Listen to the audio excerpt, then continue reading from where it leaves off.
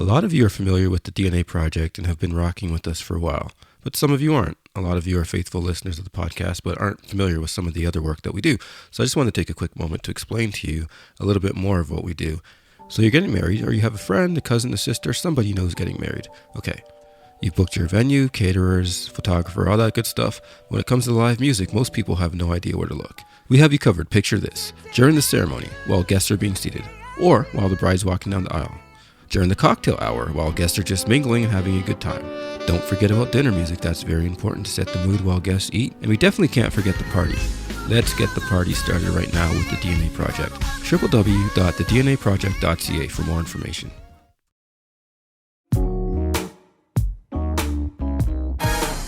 So who's gonna? It's usually you. I just give it to you.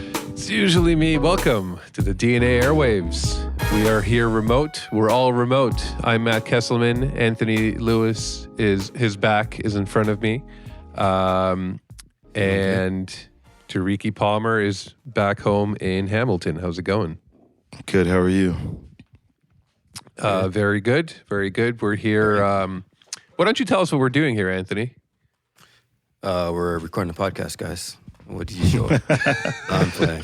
We're actually live, or recording at least, in the basement of the church right now in a nice-sized office. Me and Matt are together. Matt is doing the live stream engineering today, and I am playing the bass, or some fools say slappity bass. That's Slappity bass? Yeah, so me and Matt are together. Diriki is not one of the brethren at the church today, so he's at home. And this isn't just an office, Anthony. This is your office. I'm looking over at the phone here, and it says Anthony Lewis. It's Don't say all the programmed extension. in. Okay, thank you. No. The extension is a secret. It's just my line to you. Thank you. Yeah. And it's a very interesting process. I haven't done too many church gigs, especially like this, before meeting Anthony, and it's a cool process. There's a lot of rehearsing. The musicians are probably the tightest of all worship musicians. I would say is this type of church is like the performance is being taken very, very, very seriously.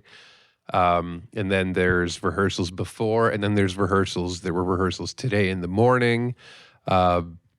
It's just really fun to see. And Anthony is now sort of running that show. So what's that been like? It's been cool, man. Like you said, the level of musicianship is, it's getting where I want it to be. It's not quite there yet, but like all things, it's a work in progress.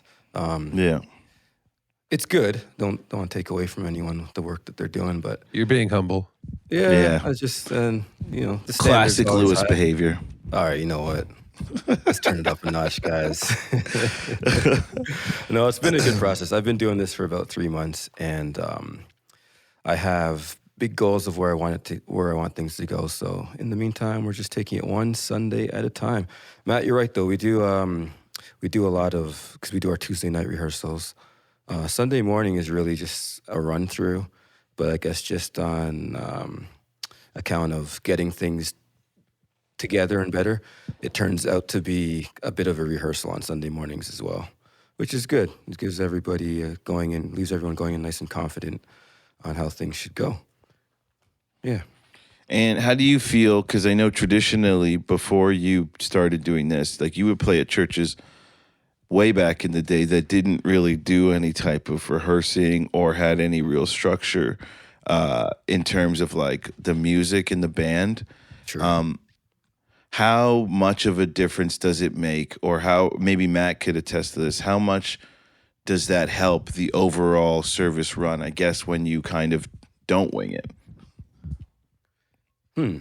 Well, there's two things came to mind with that. The first is kind of the opposite of not really necessarily helping the service run, but the musicianship that gets built up from walking into a musical situation where you don't know what's going to be sung. Right. You don't know the keys of the song necessarily, depending on how deep you dive into this. So there's something there's like a sharpness and an edge that comes from that, I guess, developing chops hence the term gospel chops that came from Right. guys like myself showing up at church and just having to figure it out on the fly, but figuring it out on the fly at a high level, not just kind of tripping your way through. So fake it till you make it is a real thing in this setting. For sure. The preparation here definitely helps as far as just, I guess, for people who don't have that background, it's definitely necessary for them to, prepare and know exactly what's coming. The spontaneity, though, you could be missing that. That's something that we grew up around, so that's important to us. But for sure, sometimes when you're over prepared, it doesn't leave much room for those moments that you might improvising. When you think of church, you kind of think of those types of moments. So, yeah, man, you should have came through. You would have had these answers yourself. I really wish I could have. I'm kidding. And for powers beyond my control, I could not be there today. Yeah. Gospel Chops is my favorite Christian superhero. And I love Anthony's unimpressed laugh. I was like, is there a way? I had to think about that real quick. Okay. Gospel Chops. The thing is, I've worked all kinds of worship events for different religions, and usually the churches I've worked before are small, and the people sort of rehearse and then they move on, and it's nice, but it's a little tighter wound. And in a churches like the one here, it's a huge show. Like the performance level and the tech behind the performance is like, I mean, it's miniaturized a little bit, but it's basically stadium level. It's a stadium level show. Really? And how big is this congregation? Just out of curiosity. Approximately. We run a few services, but the you guys run multiple services. Seats, I think 1,300. Yeah. But it's also in the shape of like almost like a dome. So I guess that's also what contributes to that stadium-like feel for Matt. Yeah, right. Yeah. But I also mean in terms of the in-ears, like if I got to listen to the in-ear tracks in preparation the other day, and it's like, it's just everybody hears clicking in their ear, and then they hear Anthony in their ears going, all right, verse 2, here we come. Okay, there's a hit here. Okay, everybody stops in 4, 3, 2, and stuff like that, and everybody's hearing all these directions in their ears constantly, and it's hooked up to the lights, and the lights are doing all kinds of synchronous things with the music, and then the pastor reads certain scriptures, and they show up on the screen on time, and there's a whole crew in the back. So I'm doing the sound, but there's somebody doing the graphics, and somebody switching the cameras, and somebody taking care of the stream, and it's like just such a production. Holy, it's such a production, and technology is really enabling. Like, I don't know, MTV level productions today. That wouldn't be possible even not that long ago. So it's really cool to see. And it's cool to see how seriously people take it here. It wouldn't work out if all the crew members and all the musicians didn't pull their weight. Absolutely. Yeah. I'd love to see the lighting automation going. Like, I'm just so fascinated that, like, before... Like, now you can kind of queue up lights in an automation that runs seamlessly with the production. I really want to kind of see that in action, because that sounds really, really cool. Like the behind the scenes or the actual... Yeah, that's what I mean. Sorry, the behind the scenes. I've seen it in on TV and through other productions, but I'd love to see the behind the scenes of how that gets cued and timed, and even just like the conceptualizing of getting the lights to dim at a certain time when the pastor speaks. Like, that would be interesting. Very interesting. That's a bit of an art form on its own, too, eh? For sure, yeah. Yeah, because you can't have, like, aggressive lights at the wrong time, so it kind of all has to sync together with what's happening in the room at the moment, which is cool. Matt, did you get a chance to check that out at all? Did you look at the lighting or the setup back there? I did a little bit. It's cool. It's all programmed with the computer now, and you sort of just, you tell it what you want, and you attach it to the click track of the music so that everything is always in sync. Before, you had to have someone traveling with you, knowing all the cues to your music, And being their fingers cognizant of ready all right in time. Fingers ready. Yeah. And not only, the thing is, you're cued to the music, but then sound takes time to travel. So True. unless you're sitting in just the right spot, by the time you, like if you're sitting back with the sound, if you're trying to match, a big flood with a hit, you're going to be late on that. So there are all kinds of compensation. And I haven't had to, even when I did some lights in like 2005, when I was a teenager, it was still SMPTE, which is the synchronization with the click track. So I can't even imagine how annoying it would be to put on a big show with you controlling everything in real time. Yeah. Well, I guess one of the good things is now it's still lined up with the tracks and everything else through MIDI. So I guess we could talk about that a little bit as well. So even the lyrics that you mentioned are showing up, the right lyrics at the right time. That's all kind of lined up through MIDI cues as well. Really? Yeah. So it's kind of all pre-programmed.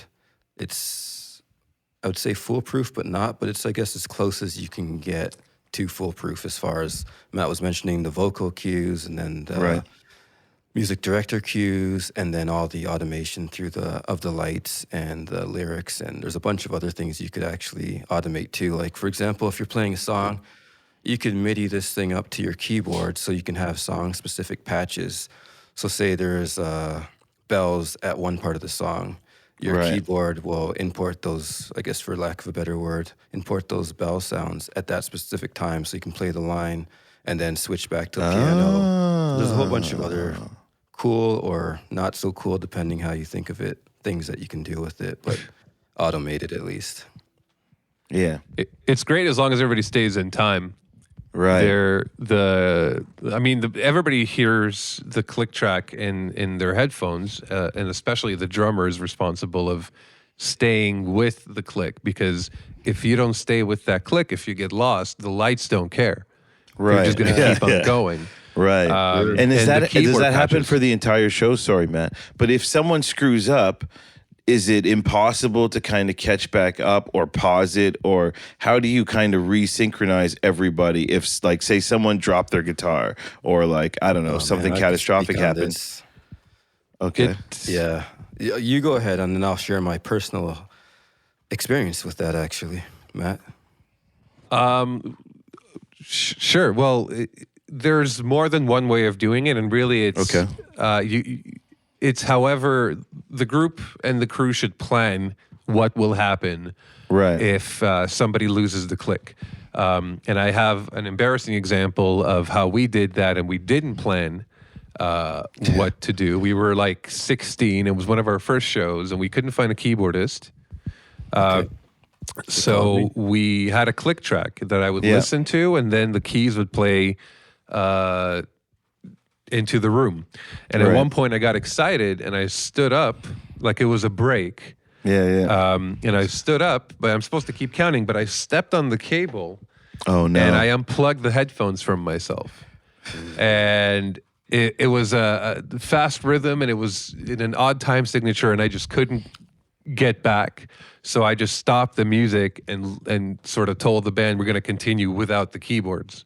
That was an easy solution because it was just us in like a crappy small venue, and it's like it's not like the lights were automated, and it was just they were just flashing whether it's a calm song or not, you know.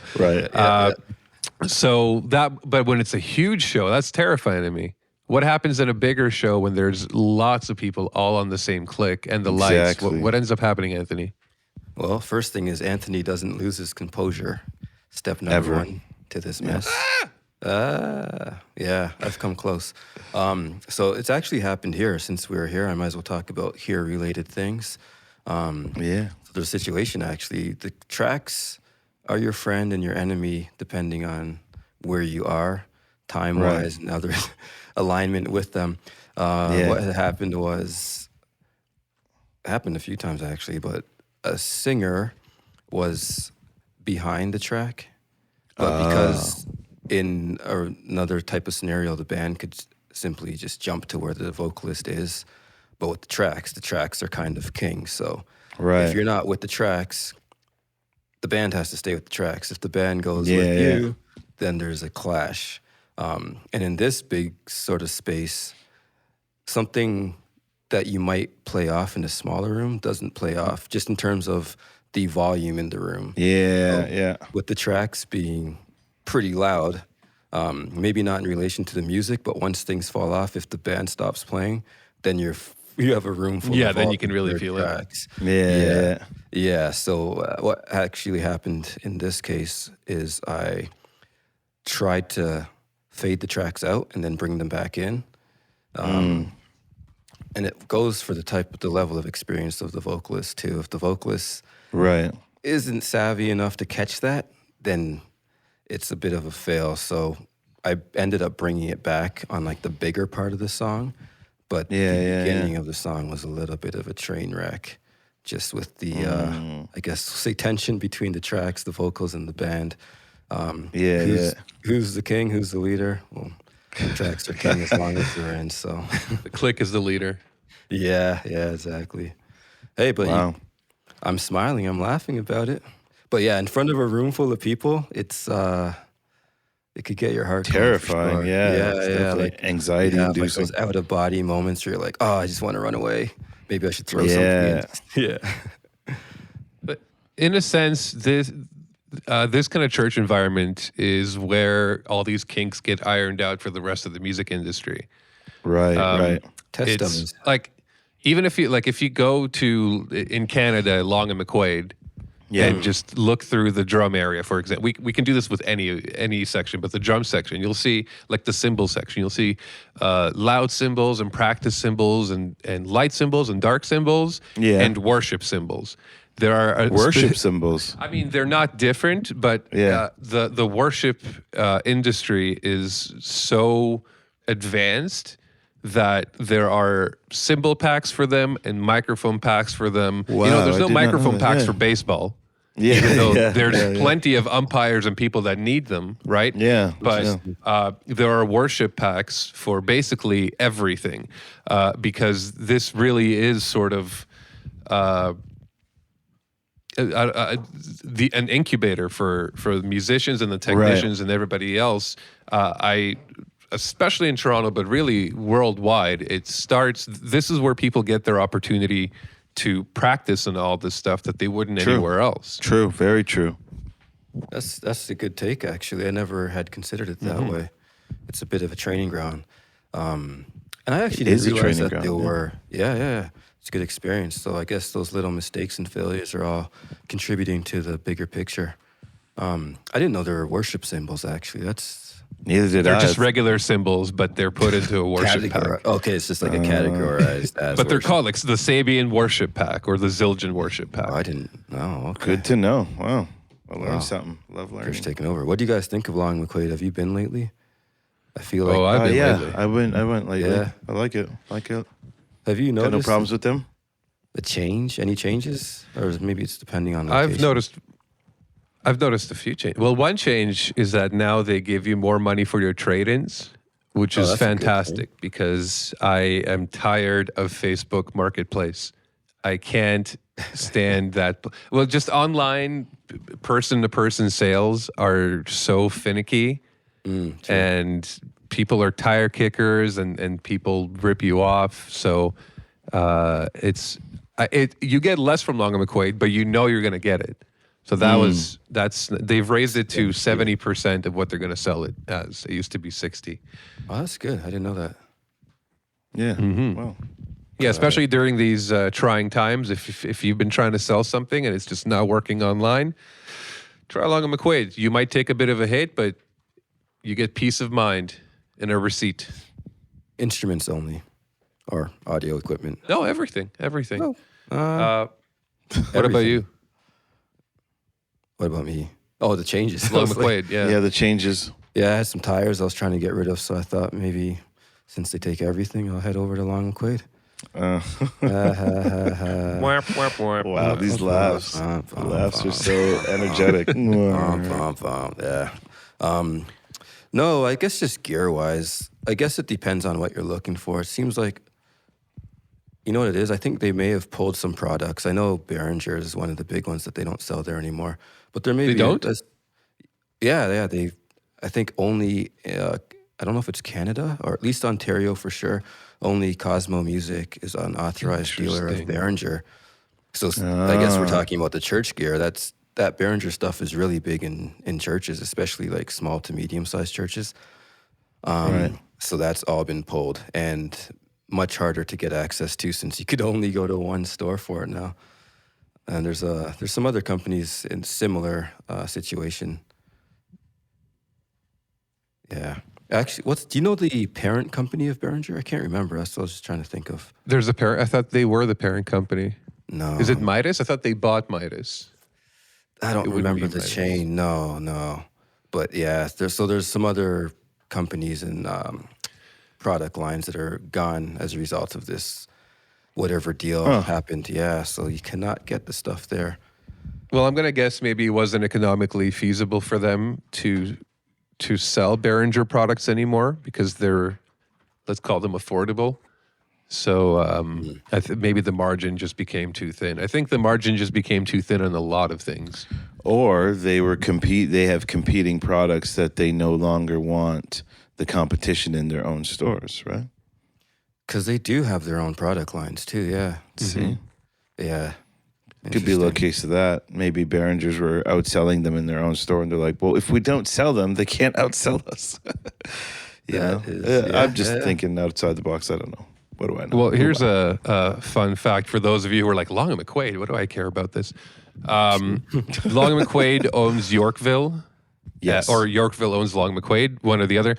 And that company actually makes all the speakers for all IMAX theaters worldwide.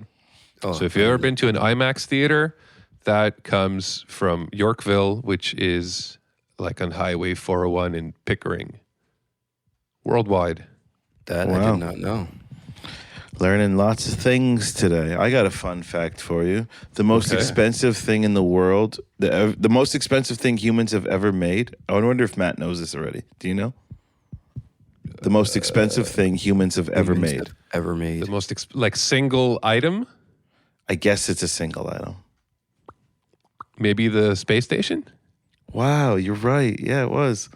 The International Space Station is the most expensive thing humans have ever made, and it cost about $160 billion to make. So far, it's So far. still getting improved. Wow, I would never have guessed that. And this guy, Yeah. Professor Dope Nuggets, gets I'm it on his glad I first got it. guess. Dope nuggets. Well, the sad thing is that remember the space shuttle, that cool Yes. airplane-looking spaceship. So that was actually originally supposed to be an actual shuttle, like a bus from place to place. Right.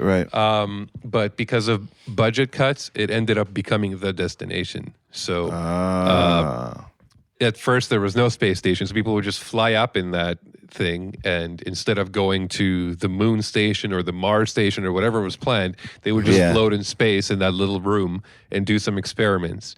And then go back down. And eventually it was used to build a space station. But speaking of most in the world, it's the most complicated vehicle ever built. And it was basically wasted on almost nothing.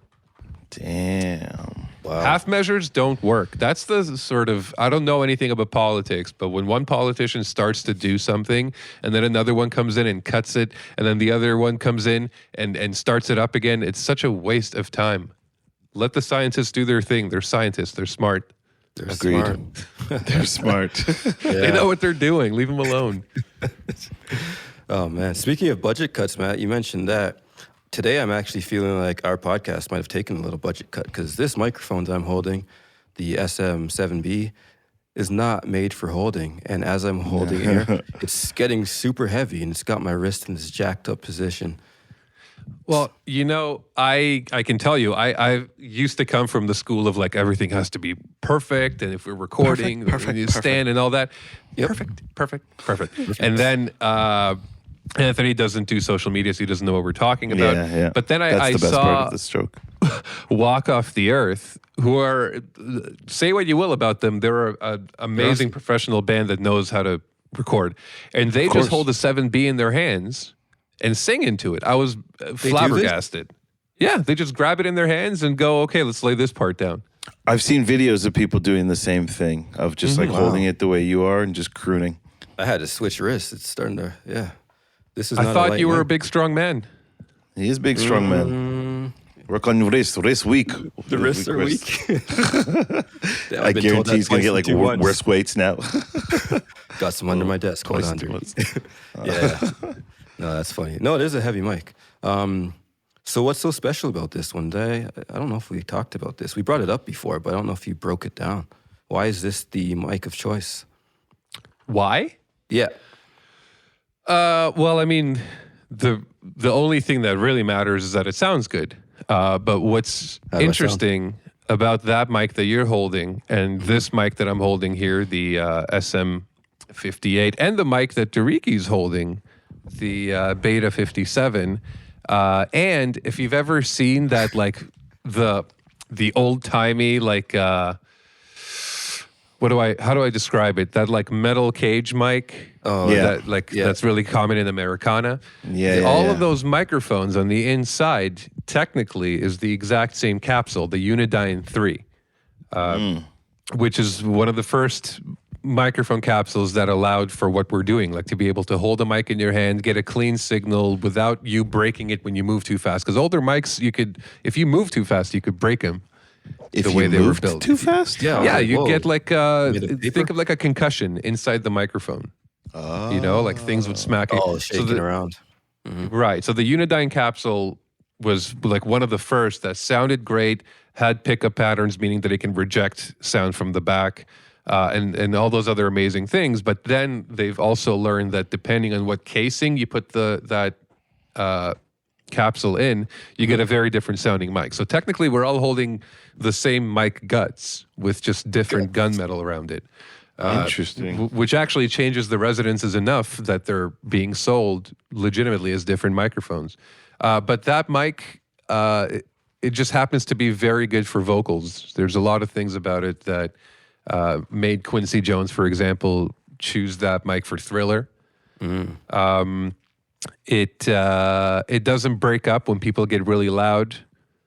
Some microphones start to feel spicy. It's not always the sound you want when things get too loud.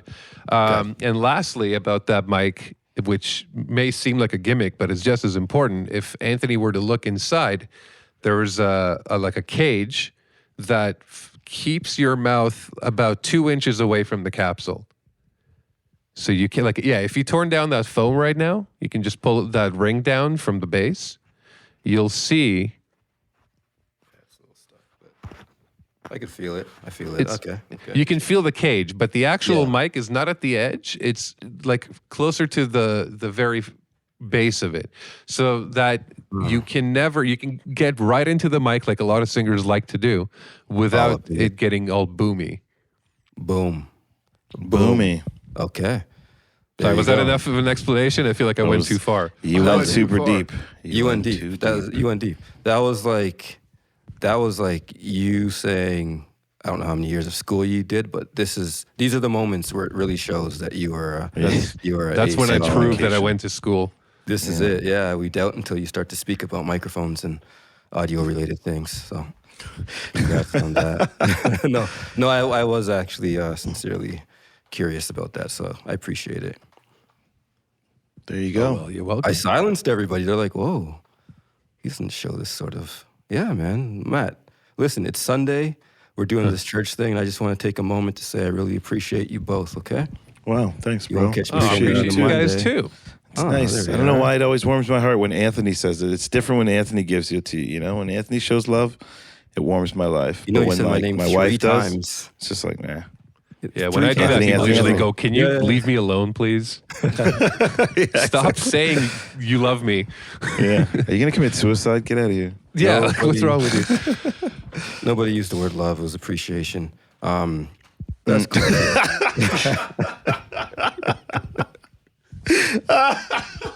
He always has to make sure he makes sure he's very, very, very aware of what he's saying, what he's doing. It's Can I hilarious. give a super weird shout out? Yeah, I guess we can do whatever we want here. Yeah, whatever. It's your show. I think that we have a listener who has legitimately listened to every single episode. Who's that? And I'm going to shout him out. And if there are others, you better let us know, or you don't have to. Is it who I think it is? Good. I'm so sure you're going to Me? guess wrong. I almost want you to. Does it start with a J? No, it starts with an A. Okay. Yeah. It starts with a what? A. A. Yeah. Oh, I know who you're talking about. Mr. Azaro, Mighty Moose, I got to shout you and your business out because every time I see him, he's just in casual conversation. He mentions, oh, yeah, because you said this. Or Rob Nash said, it's just like, man, you've listened to every episode. You've never That's told me you amazing. have, but it's clear that you have. So, Azaro, congratulations. You won nothing except for a big pile of gratitude. I appreciate You got a sticker. brother. You got a sticker. Sticker coming your way, buddy.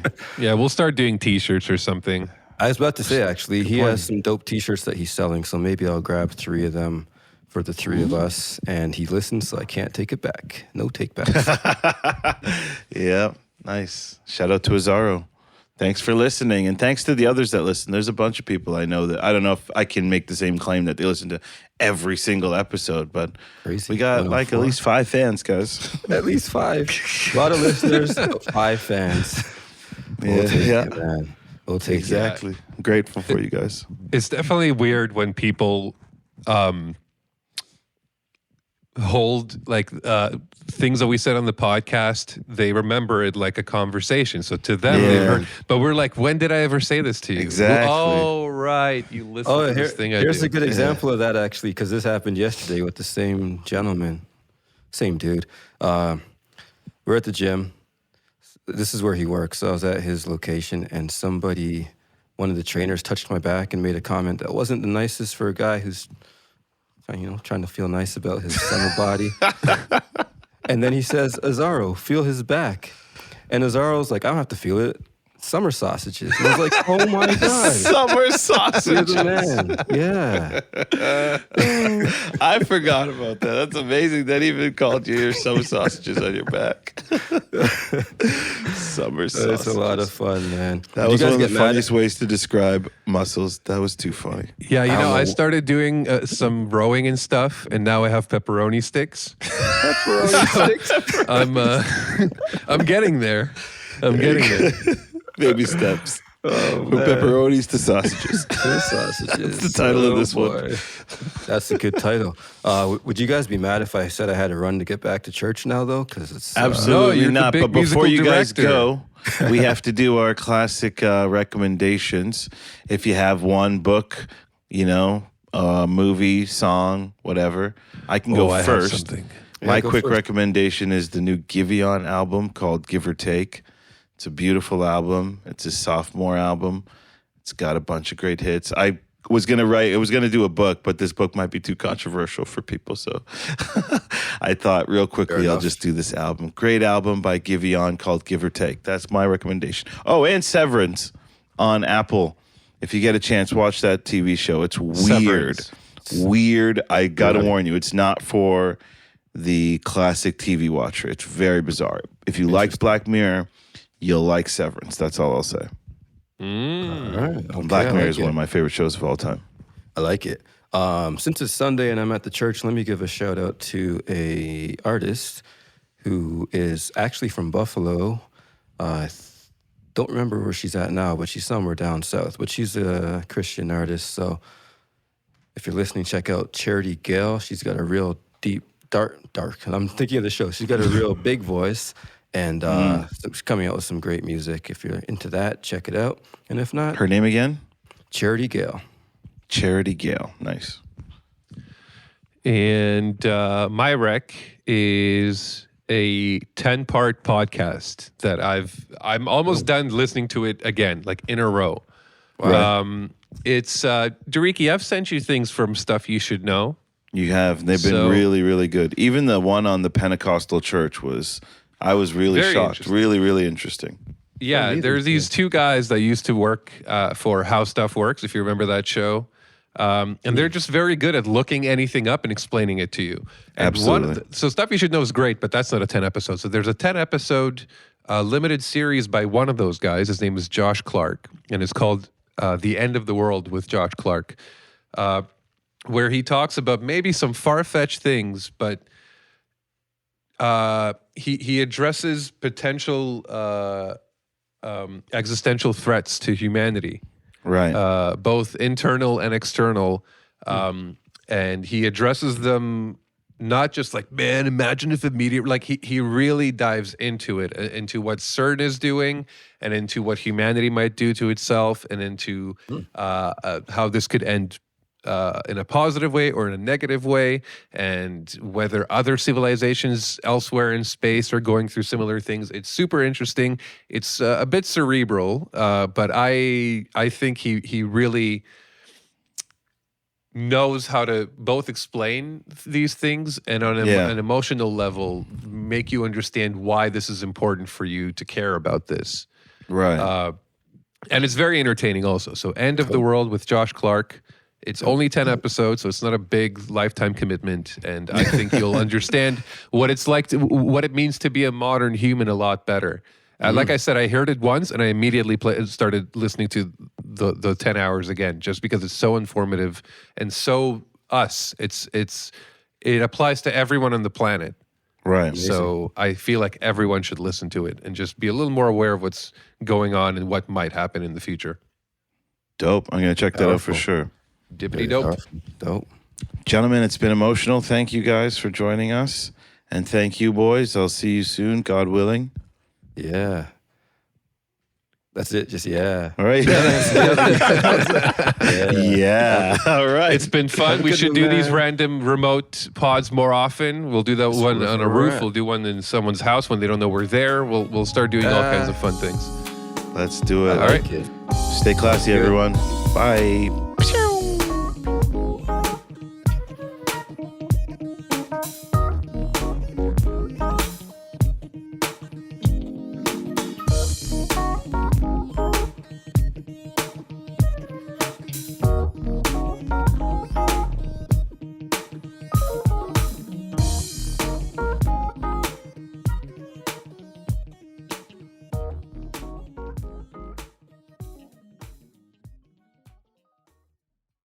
As a podcaster, you know that great content is only half the battle.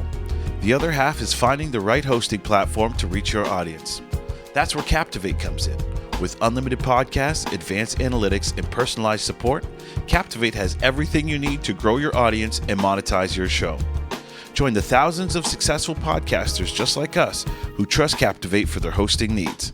Visit dnaairwaves.com/captivate today to start your free trial.